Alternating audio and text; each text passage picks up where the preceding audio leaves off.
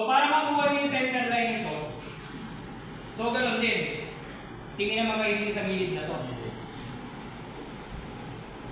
Yun naman doon yung makukuha yung center line. No. So meron tayo dito, hinati na natin. So 84. Sabi nyo, kalahati ng 168 o 84. So ito na yun. So doon yung makukuha ngayon yung center line. Dito para makita mo. So saan yung center line? So ito. Dito ka rin sisilip. Tara, para makita yun. Tingnan mo kasi yung makita. So ito yung mag-uwi. So ito yung gilid dito, tsaka yan, kailangan din. Yan yung pinaka-reference mo yung nasa baba. Ano, saan pa pupunta? Diretso na o ano pa? Diretso sir. Diretso na. Ay, sige, ikaw mag-ayos para ano. So itong, yung ano niya, yung circumference niya, huwag mo pa rin babaguhin kasi doon ka magtatama eh.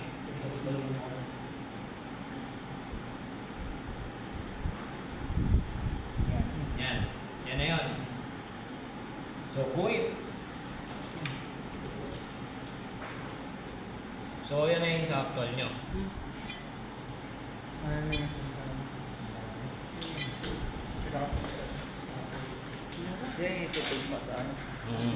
Sa tubo sir. Dito. Huwag mo pa rin sa kapila. Ayan sir, ito naman. O dyan. Yan naman ang kunin mong reference. So ipantay mo doon sa ginuhit mo.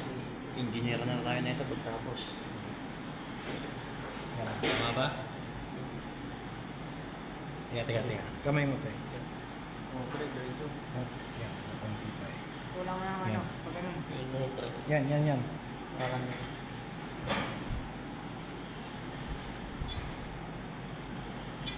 tapos sa likod. Sa likod.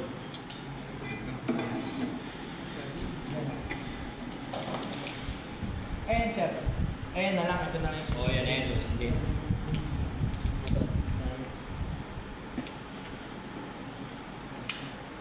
O yung ano, yung circumference ng ano. pasok mo. Yung circumference ng ano mo.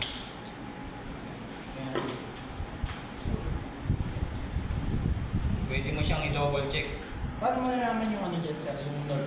Ito ba yung north? Itong butas? O... Hindi, ito pa rin. So yung north, ito na yun. So yung degree mo ngayon, yung sabi nyo kanina west, so dito kayo magpapalik. Dito pa rin yung Oo, ng 53. Ito sir.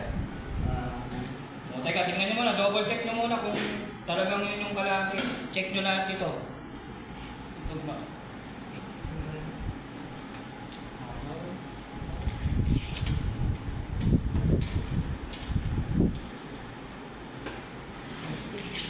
Sakto.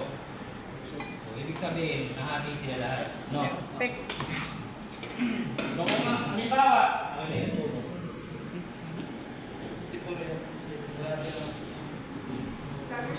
so ito yung sentro nyo. No, ito na yung... Ayaw niyong lumapit? Pipili nyo ng west. Wait. No. Ito kayo. Hindi nyo kayo matututo kung malayo kayo. Teka lang. Hawakan nila. Hawak lang muna, hawak. Para first dapat tayo, maikit tayo. So sample lang naman to, okay lang may ano siya. So kung ito yung center line pareho niya, ayan, center line ito pareho, yun ngayon yung ipapaling mo rito.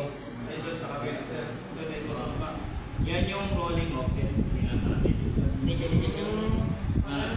So maaaring dito sa papuntang ano niya, papuntang north niya, no, may tinamaan, halimbawa, meron ditong structure. So kaya siya nagkakaroon ng 30 degree. So bibihin siya. So maaaring ito naman ngayon, pagtutugma, maglalagay uli ng elbow para pumunta rin. Pwede mag-vertify. Oo, pwede mag-vertify.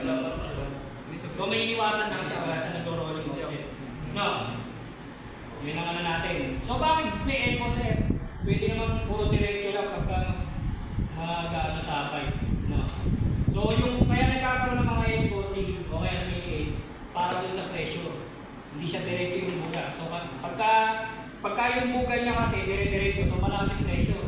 So kaya nagkakaroon ng elbow, bumaba yung buga. Baka magkagilan yung pag-job niya. Baka Para bumaba.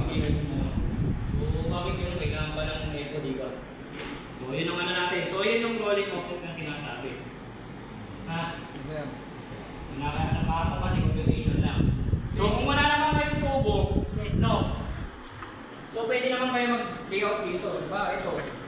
Band paper. So mag-layout na lang kayo dito ng band 6-8. Tsaka nyo na lang kunin yung sentro. So yun na ipakat na dun sa files nyo. Materials para gawin na. No? Okay na. So, yung iba audience lang. Sir. Okay? Okay. So, magaling magturo ang inyong instructor. Ha? Graduate din niya ng piping dun sa AMG Bulacan. At siya ngayon ay hands-on trainer dito, si Felix. Kaya marami kayong matututunan sa kanya. Sir.